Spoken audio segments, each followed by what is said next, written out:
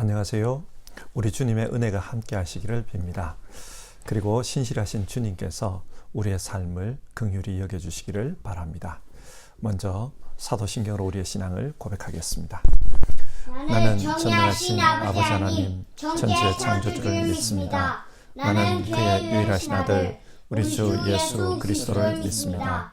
그는 성령으로 잉태되어 동정녀 마리아에게서 나시고 본디오 빌라도에게 고난을 받아 십자가에 못 박혀 죽으시고 장사된 지 사흘 만에 죽은 자 가운데서 다시 살아나셨으며 하늘에 오르시어 전능하신 아버지 하나님 우편에 앉아 계시다가 거기로부터 살아있는 자와 죽은 자를 심판하러 오십니다. 나는 성령을 믿으며 거룩한 공교회와 성도의 교제와 죄를 용서받는 것과 몸의 부활과 영생을 믿습니다. 아멘. 찬송가 393장, 옛날 찬송가로는 447장 오 신실하신 주 1절 부르겠습니다.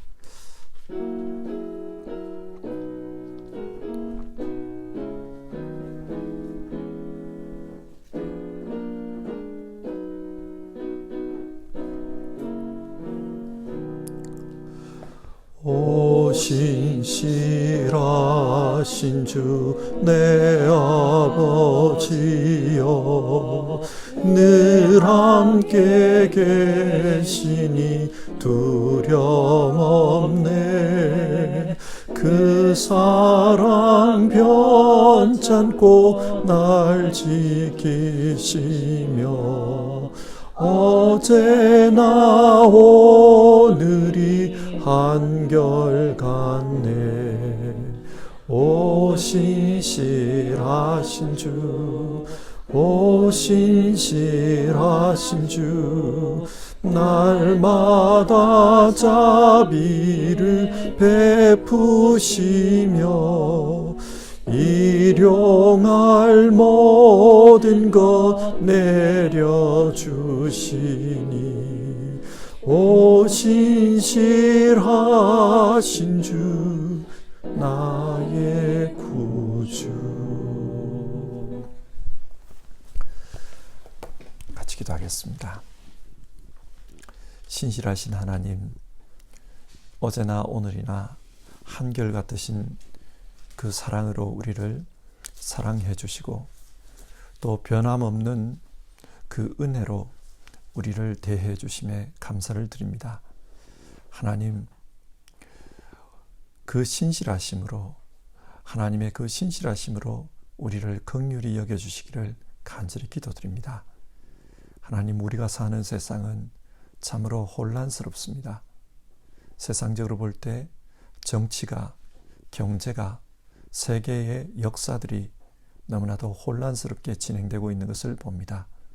그리고 하나님, 이 유럽에서는 코로나가 점점 더 확산이 되어서 심각한 지경이 되었습니다. 그래서 많은 사람들이 불안해하고 있고 또 사회적으로도 많은 어려움을 겪고 있습니다. 하나님께서 우리를 긍휼히 여겨주시기를 간절히 기도드립니다. 그리고 우리 각자의 삶을 돌아보더라도 하나님, 여러 가지 어려움들이 있습니다.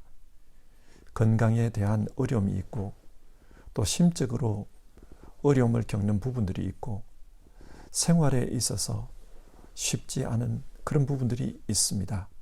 하나님, 우리를 불쌍히 여겨주시고 하나님의 자비하심으로 우리를 대하여 주시옵소서. 오늘도 하나님 앞에 예배하는 가운데 신실하신 하나님의 은혜를 깨달을 수 있도록 도와주시옵소서. 예수님의 이름으로 기도드립니다. 아멘. 오늘 함께 읽으실 성경 말씀은 로마서 11장 1절부터 10절까지 말씀을 한 절씩 교독하겠습니다. 11장 1절입니다. 그러면 내가 묻습니다. 하나님께서 자기 백성을 버리신 것은 아닙니까? 그럴 수 없습니다. 나도 이스라엘 사람이요 아브라함의 후손이요 베냐민 지파에 속한 사람입니다. 하나님께서는 미리 아신 자기 백성을 버리지 않으셨습니다. 여러분은 성경이 엘리야를 두고 하신 말씀을 알지 못합니까? 그가 이스라엘을 고발하여 하나님께 이렇게 호소하였습니다. 주님, 그들은 주님의 예언자들을 죽이고 주님의 제단들을 헐어버렸습니다. 남은 것은 나 혼자밖에 없는데 그들은 내 목숨마저 찾고 있습니다. 그런데 하나님께서는 그에게 어떻게 대답하셨습니까? 내가 바알에게 무릎을 꿇지 않는 사람 7,000명을 내 앞에 남겨두었다 하셨습니다. 이와 같이 지금 이 시기에도 은혜로 택하심을 입은 사람들이 남아 있습니다. 은혜로 된 것이면 행위에 근거한 것이 아닙니다. 그렇지 않으면 그 은혜는 이미 은혜가 아닙니다. 그러면 무슨 결과가 생겼습니까? 이스라엘 백성은 찾던 것을 얻지 못하였지만 택하심을 받은 사람들은 그것을 얻었습니다. 그리고 그 나머지 사람들은 완고해졌습니다. 성경에 이렇게 기록한 바와 같습니다. 하나님께서 그들에게는 혼미한 영을 주셨으니 오늘까지 그들은 눈이 있어도 보지 못하고 귀가 있어도 듣지 못한다. 다윗도 다음과 같이 말하였습니다. 그들의 밥상이 그들에게 올무가 되고 덫이 되게 하여 주십시오. 그들이 걸려 넘어지고 보복을 받게 하여 주십시오. 그들의 눈이 어두워져서 보지 못하게 되도록 하여 주십시오. 그들의 등이 언제나 굽어 있게 하여 주십시오. 아멘.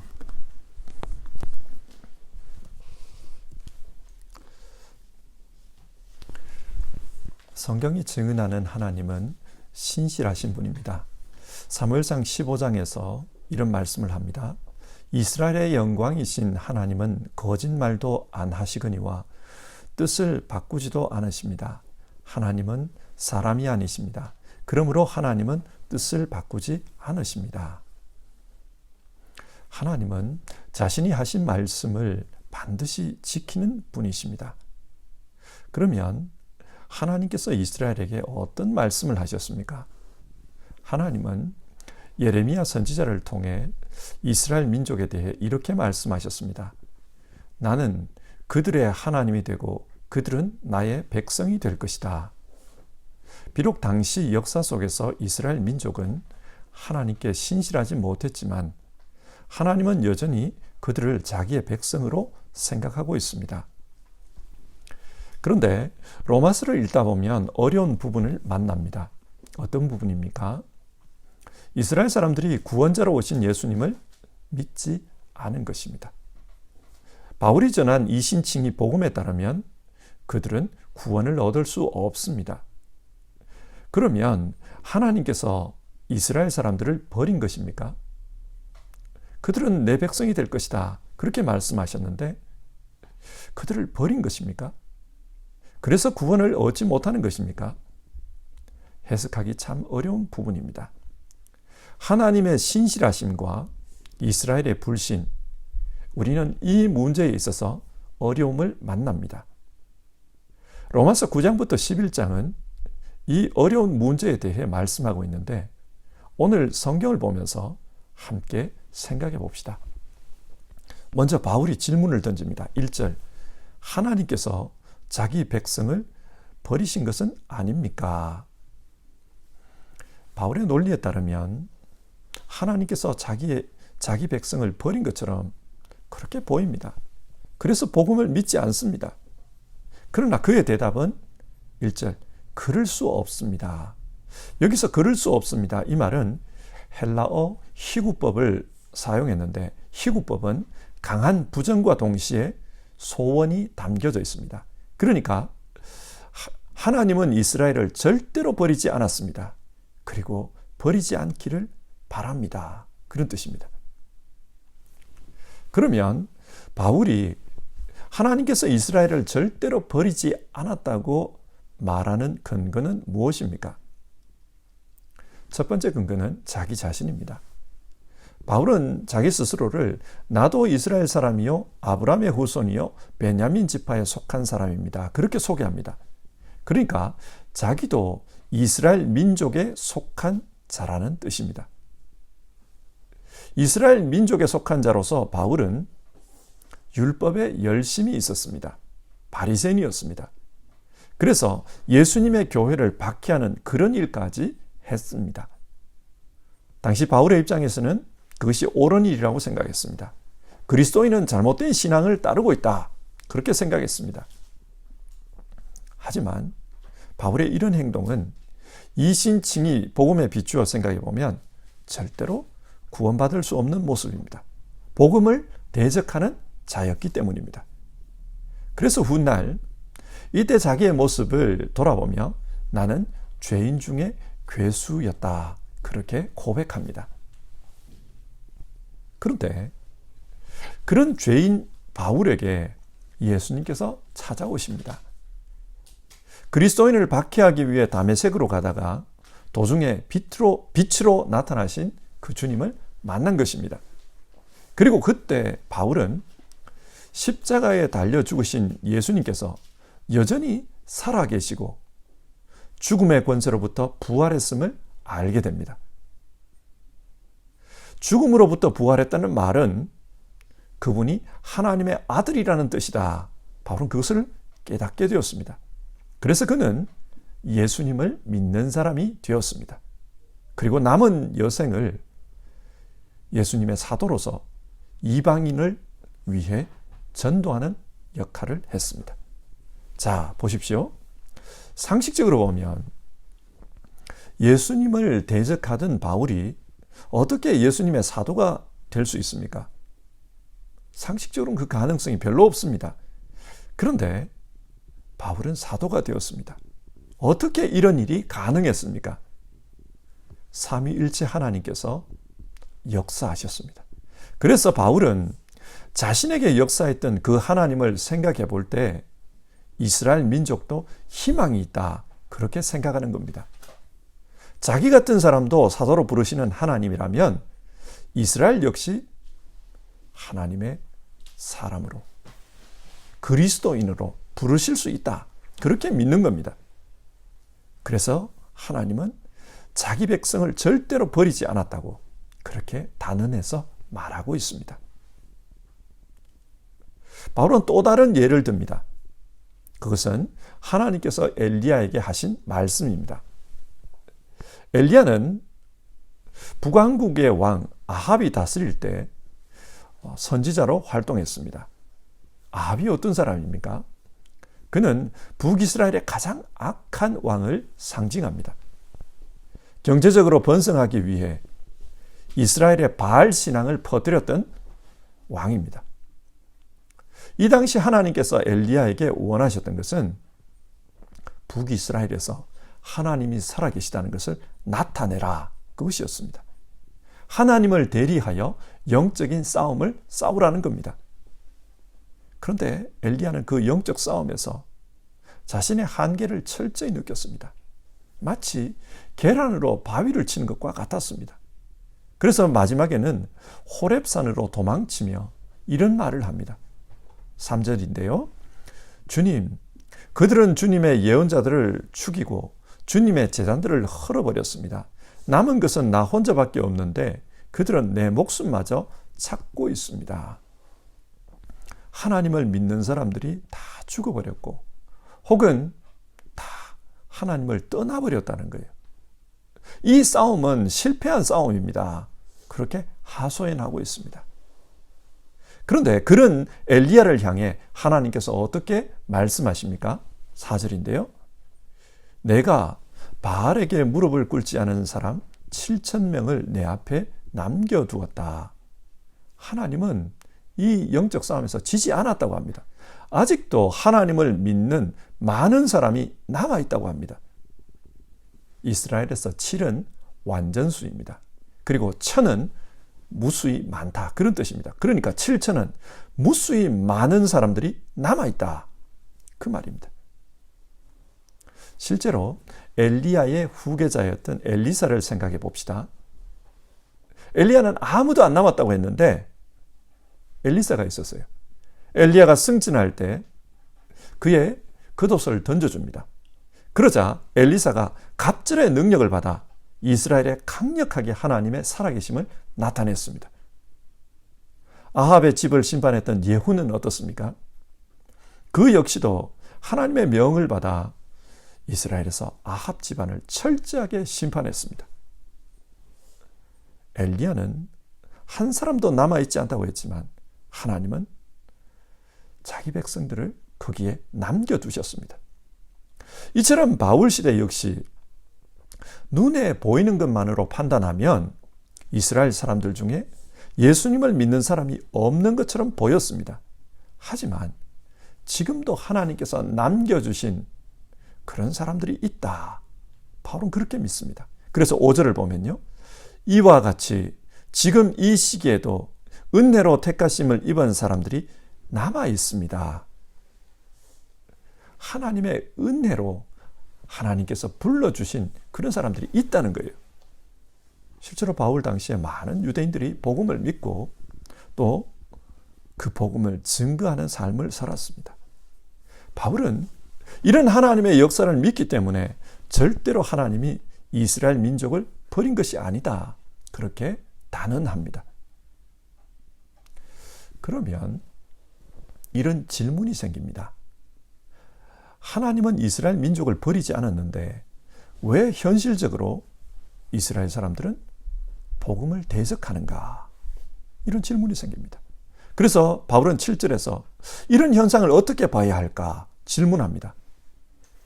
그리고 이렇게 대답합니다. 7절 하반절인데요. 이스라엘 백성은 찾던 것을 얻지 못하였지만 택하심을 받은 사람들은 그것을 얻었습니다. 그리고 그 나머지 사람들은 완고해졌습니다.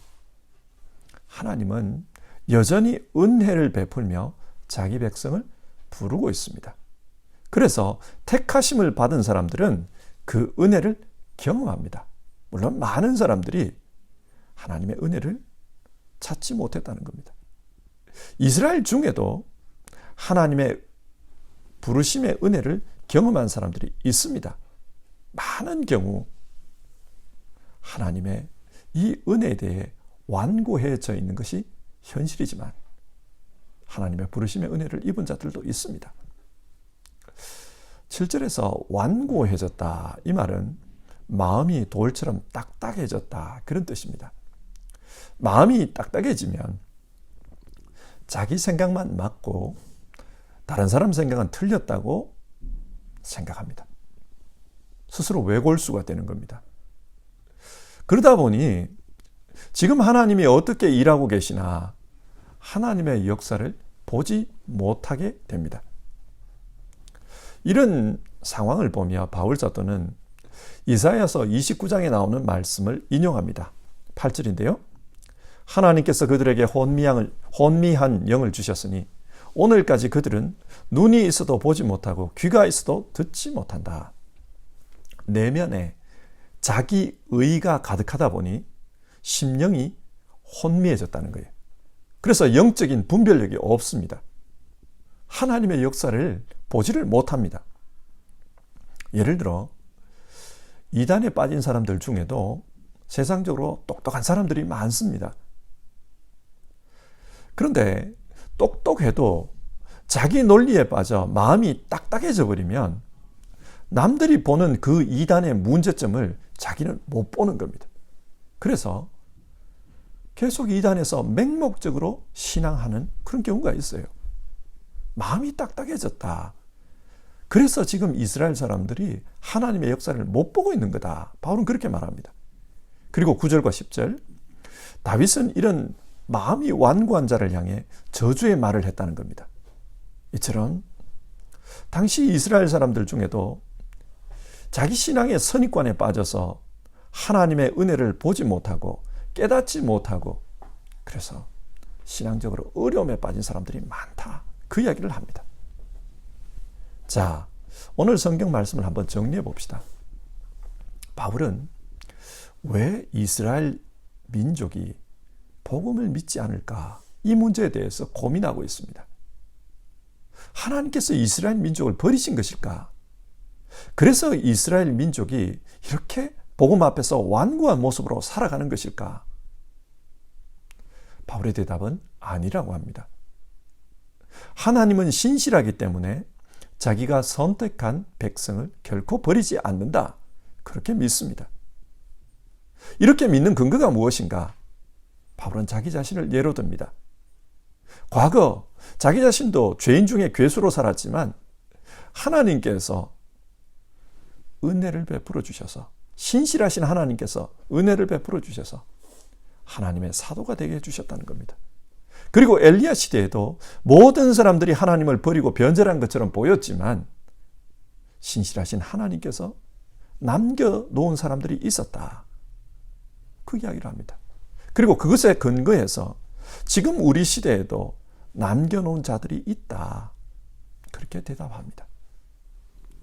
자, 이 말씀을 오늘 우리 현실에서 한번 생각해 봅시다. 여러분, 우리가 신실하신 하나님을 믿는다면 우리는 어떻게 신앙하며 살아야 합니까? 먼저 하나님의 구원 역사는 반드시 승리한다. 이것을 믿어야 합니다. 지금 우리 시대 기독교는 많은 어려움을 겪고 있습니다. 세상적으로 과학이 발전하고 학문이 발전하다 보니까 사람들은 신이 아니어도 인간은 충분히 행복하게 살 수 있다. 세상은 스스로 구원의 길을 찾아낼 수 있다. 그렇게 생각하고 있습니다. 그러다 보니 똑똑한 사람들은 하나님을 믿지 않는 그런 경향이 있고, 또 하나님을 믿는 사람을 보면서 어리석은 사람처럼 생각하는 그런 흐름도 있습니다. 우리 시대에 잘 사는 나라, 발전한 나라일수록 점점 신앙에서 멀어지고 있고, 제3세계, 가난한 나라일수록 기독교 복음을 받아들이고 또 그 복음이 왕성해지는 것을 보고 있습니다. 앞으로도 과학은 계속 발전할 것이고 인류 역사는 발전할 것입니다. 그렇게 보면 기독교의 미래는 비관적입니다. 과연 앞으로 기독교가 존재할 수 있을까? 그런 걱정이 됩니다. 그러나 여러분, 영적으로 어두웠던 아합 때에도 7,000명의 성도를 남겨두셨듯이 하나님은 우리 시대에도 남은 자를 남겨두실 겁니다. 하나님의 역사는 결코 실패하지 않을 겁니다. 우리 눈에는 기독교가 비관적으로 보이고 미래가 불투명해 보여도 하나님의 구원 역사는 결코 실패하지 않습니다. 이것을 믿으며 신앙했으면 좋겠습니다. 그리고 지금 우리 시대에는 하나님을 믿는 우리가 하나님이 남겨놓은 그 남은 자라는 그런 생각으로 신앙했으면 좋겠습니다.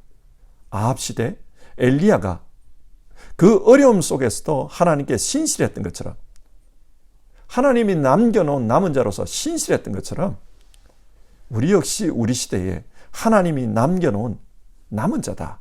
그걸 생각하면서 신실하게 신앙했으면 좋겠습니다. 점점 신앙이 어려워지는 시대, 하나님께서 남겨놓은 남은 자로서 신실하게 신앙해야 되겠다. 그런 다짐을 하는 것이 중요합니다. 두 번째로, 하나님의 신실하심을 믿는다면 포기하지 말고 기도해야 합니다. 우리 가운데 가정의 구원을 위해 기도하는 분들이 계실 것입니다. 우리 가정이 정말 복음을 믿고 하나님의 구원을 경험했으면 좋겠습니다. 기도하는 분들이 계실 거예요. 그런데 신앙은 강요한다고 되는 것이 아닙니다. 교회 나가자. 강요하다 보면 같이 교회 갈 수는 있습니다. 그러나 같이 교회 간다고 해서 신앙이 들어가는 건 아니에요. 신앙은 자기 자신이 하나님을 만나고 스스로 예수님 앞에서 결단할 때, 그때 참된 신앙인이 됩니다. 지금 바울은 이스라엘 사람들이 복음을 믿지 않는 그런 현실 앞에서 절망하지 않았습니다.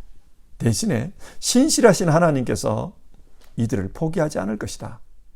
그러므로 이들도 언젠가는 하나님께로 돌아올 것이다. 그 믿음을 가지고 자기 민족을 위해서 기도하고 있습니다. 우리도 이런 태도를 가졌으면 좋겠습니다. 가정의 구원을 위해서 기도하실 때 하나님께서, 신실하신 하나님께서 역사해 주실 것이다. 그 소망을 마음에 품고 포기하지 않고 가정을 위해서 기도했으면 좋겠습니다. 그러면 하나님께서 반드시 은혜를 베풀어 주실 것입니다. 우리 393장 오 신실하신 주 3절 부르고요. 같이 기도하겠습니다.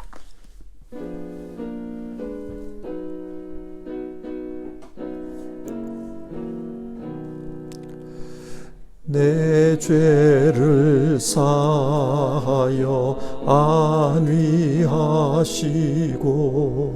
주 친히 오셔서 인도하네. 오늘의 힘되고 내일의 소망 주만이 만복을 내리시네.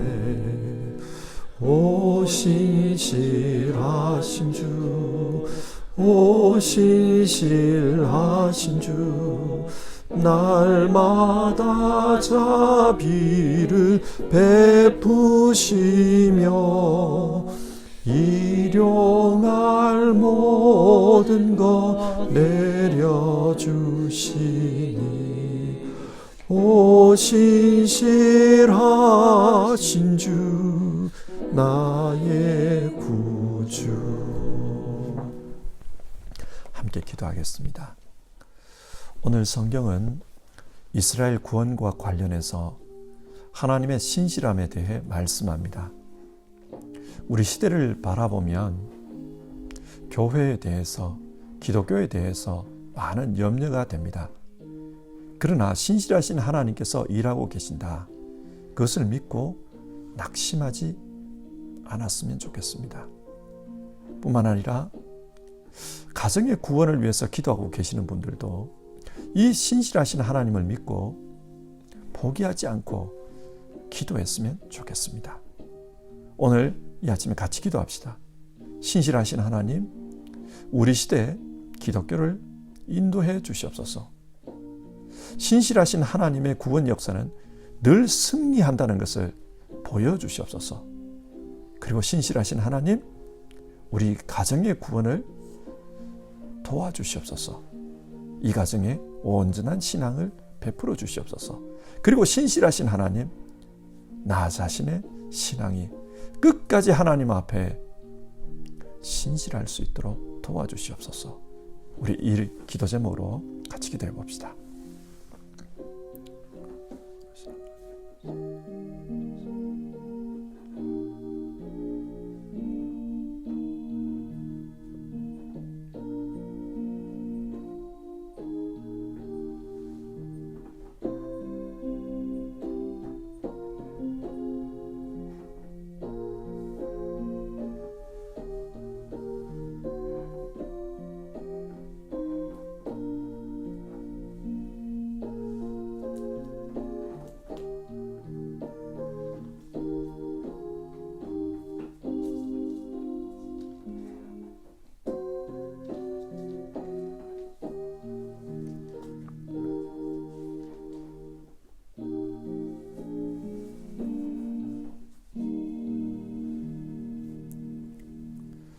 하나님, 오늘 성경 말씀을 통해서 이스라엘의 구원 역사 가운데 신실하신 하나님, 그 하나님에 대해 말하는 부분을 우리가 살펴보았습니다.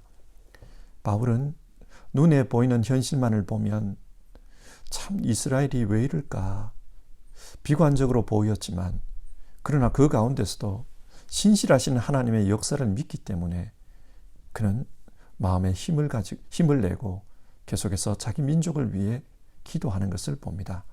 하나님, 우리 역시 이런 마음과 이런 태도로 이 세상 살아갈 수 있도록 도와주시옵소서. 눈에 보이는 것만으로 보면 이 시대가 왜 이럴까 싶습니다. 코로나는 창궐해서 점점 더 확진자 수가 확산되어 가고 있고, 언제 이 코로나가 끝날까 참 회의적입니다. 그리고 하나님, 세상은 흉흉해서 종교 문제로 말미암아 테러가 일어나고, 또 여러 가지 갈등으로 말미암아서 서로 부딪히고 싸우고 참 어려운 현실입니다. 그러나 신실하신 하나님께서 우리 시대를 이끌고 계신다. 역사를 주관하고 계신다. 우리가 이것을 믿음으로, 하나님의 신실하심을 믿음으로 이 시대를 넉넉히 살아갈 수 있게 도와주시옵소서.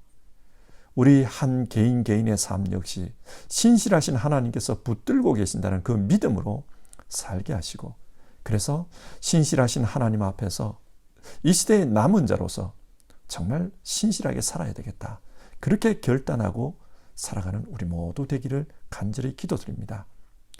우리 시대의 기독교와 또 우리 시대의 교회를 위해서도 기도합니다. 눈에 보이는 것만 보면 참 비관적이고 어렵습니다. 그러나 하나님께서 붙들고 계시고 하나님께서 역사하신다는 것, 우리가 그건 믿고 하나님의 역사를 믿고 살게 하여 주시옵소서. 하나님 아버지, 그리고 가정의 구원을 위해서 기도하는 분들, 신실하신 하나님의 역사를 믿으며 하나님께서 도와주실 것이다, 하나님께서 만나주실 것이다, 바울을 변화시킨 것처럼 그런 역사가 있을 것이다, 그 믿음 가지고, 하나님에 대한 믿음 가지고 포기하지 않고 기도할 수 있도록 도와주시옵소서. 오늘 하루의 삶을 주님께 의탁드립니다. 신실하신 하나님께서 우리의 역사와 우리의 교회와 우리의 신앙과 우리의 가정들을 인도해 주시옵소서. 우리 주님 예수님의 이름으로 기도드립니다. 아멘. 하늘에 계신 우리 아버지의 이름을 거룩하게 하시며 아버지의 나라가 오게 하시며 아버지의 뜻이 하늘에서와 같이 땅에서도 이루어지게 하소서. 오늘 우리에게 일용할 양식을 주시고 우리가 우리에게 잘못한 사람을 용서하여 준 것 같이 우리 죄를 용서하여 주시고 우리를 시험에 빠지지 않게 하시고 악에서 구하소서. 나라와 권능과 영광이 영원히 아버지의 것입니다. 아멘.